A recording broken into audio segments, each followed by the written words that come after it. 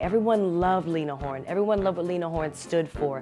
Everyone loved her charisma, her personality, her ability to draw you in, her warmth. There'd be no Beyoncé and there'd be no Diana Ross or Eartha Kitt without Lena Horne. It dawned on me that people my age aren't familiar with Lena Horne. What if she was able to have her voice heard in the way that she could freely speak today?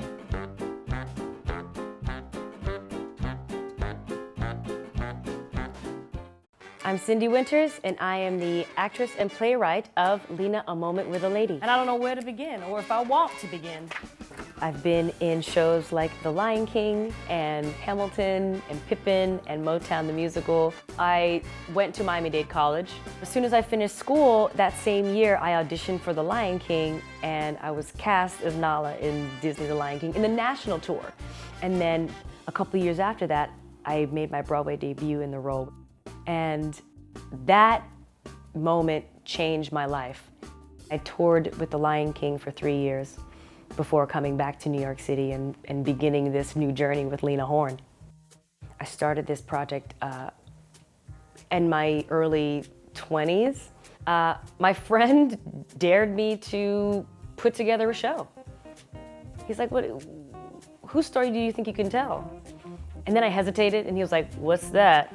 And I said, I don't know, man. It's just in my mind. I just maybe Lena Horne. And he was like, oh yeah, Lena Horne. And we were on the phone, so he just hung the phone up on me like the gauntlet. Bam! It was set. So I created a crowdfunding campaign. During the crowdfunding campaign, I made my way back to Broadway in Motown the Musical. And in Motown the Musical, a woman that I shared my dressing room with, a woman named Marva Hicks, was in Lena, the Lady in Her Music on Broadway. And I had this amazing opportunity to spend time with this woman, and she shared with me stories about her time with Lena Horne. And through that, things just started kind of lining up. We chose to focus on the period of Lena's life where the stakes seemed very high. The 1960s, during the Civil Rights era and the March on Washington, and we looked at this relationship between Lena Horne and her very first Black female musical director on Broadway, Ms. Linda Twine. It's a conversation between Ms. Lena Horne and Ms. Linda Twine. I love jazz. I'm innately a jazz singer and a jazz songwriter, and I grew up in the world of jazz. Both of my parents are jazz musicians, so it runs through my veins. I had actually a poster of Lena Horne on my wall when I was a little girl growing up. I was brought on board by Syndee Winters, who is actually one of my really good friends. And she brought me on because she'd heard a song that I wrote. She came to one of my concerts and said, that song is perfect for my Lena show. Can I use it? And at first I had just loaned her the one song, and then she decided she wanted all original music for the show, so I wrote the whole score. I'm alive, but barely. I can't go back to failing. I'm alive, but barely. Keeping alive, keeping alive, keeping alive, keeping alive.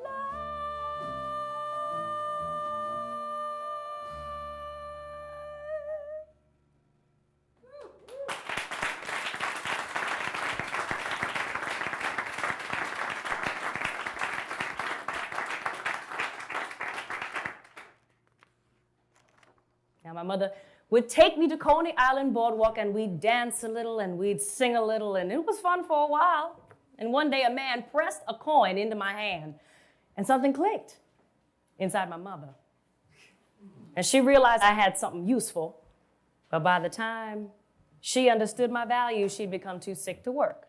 And her husband couldn't find work either, so she pulled me out of school and got me an audition at the world-famous Cotton Club.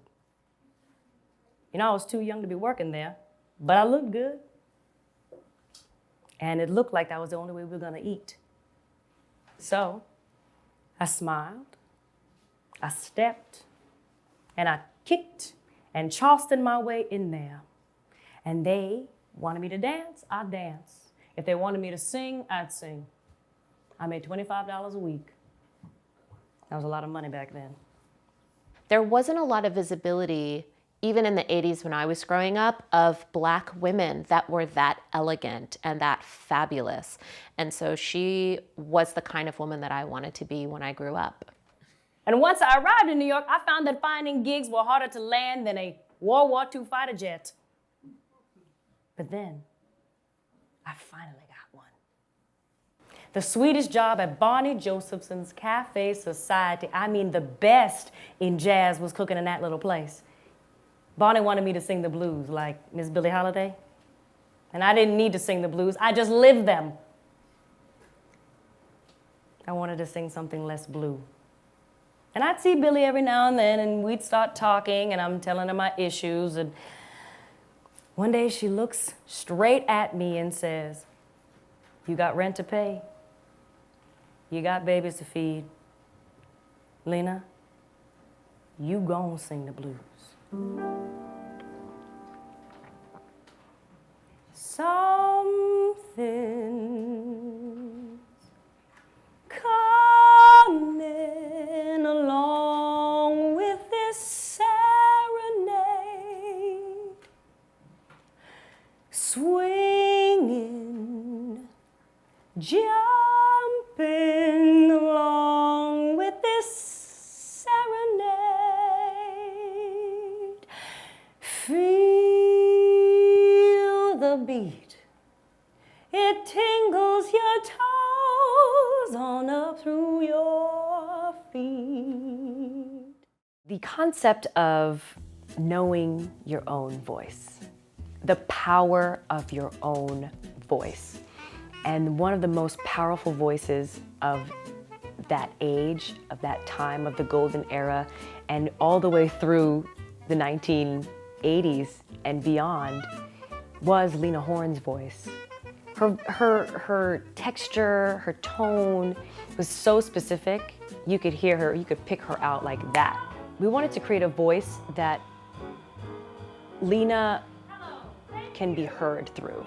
Any vehicle that Lena uses for communication, it is through song. And so that's why we all decided that an original score, an original music and lyrics was necessary for this. But not only her vocal, her singing voice, she used her speaking voice, she used her presence, she used her platform to further a mission that gave voiceless and people who didn't have representation a place. Not only African Americans, for Jewish Americans, and for others who she felt she could lend her platform to. She made it such a priority for Black and brown people to be on film sets, to be not only in front of the camera, but behind the camera. And it's so important that people understand that not only was she an American icon, but she was also a civil rights activist. Thank you, Ms. Horne. See, I told you open the door and one memory and they all come flooding through. My best friend. Billy Strayhorn. My best. And Stormy Weather. Yes. And the role that made me a star, or solidified my star, or propelled my star, or I don't know what. Was it Stormy Weather for you while you were singing Stormy Weather? After the movie, besides me and the shoe shine guy, there was never another Black person on those picture sets. The NAACP, proud of the way they broke through, asked me to be the one to bridge the color gap in Hollywood, but it wasn't going very well. White producers didn't know what to do with me. Negro actors hated me. To them, I was taking food out of their mouths by being difficult. They were all right with playing the roles that I had turned down. But that was a part of my deal that I agreed to. I wasn't going to portray subservient roles, so they kept me singing. Just a singer, in the picture. Ladies and gentlemen, Miss Lena Horne, no actual character. And I have nothing to do with the plot, intentionally, so they could cut my not white, not Carmen Miranda-looking self out of the picture to play in the South. There is a moment during the show where she had been hired to perform for a USO show. And she goes to perform, and the African-American soldiers were seated behind the prisoners of war.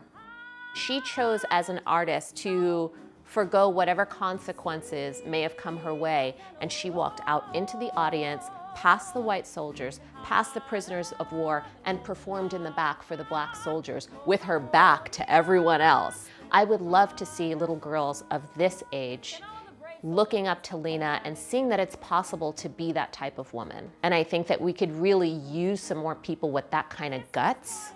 And I hope that people will hear about her bravery and take that to heart. The show touches on identity, race, feminism, colorism, and the ability to be yourself, and the cost of that. Who are these white people in the front row? They're the prisoners of war? Well, why is it that the black American soldiers who put their lives on the line should stand behind them? Hey, band, let's see if they like the show better like this. Harder than a stone, sweeter than a rose, even harder than molten lava, more harmonious than nirvana. This is what it takes to be the golden one. This is all you need to be the chosen one. This is what it takes. This is what they take. This is how they make. I can't let them break. Everybody needs a moment in the sun to shine.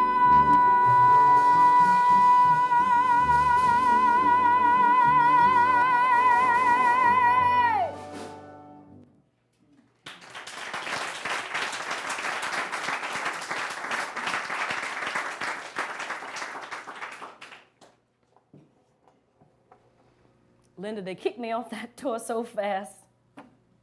I just snapped. I threw my career off a cliff. When I saw all those Negro soldiers in the back, they could barely see me. I lost my mind, or I found my mind. I walked off that stage, made my way straight to my people, and continued my show. Honey, they kicked me off that tour so fast, I'm surprised my shoes stayed on. The message of this show is so important today because it shows that no matter what your position in life, you can fight for what you believe in. I think that we need more people like Lena who are just fearless and fight for what they believe in.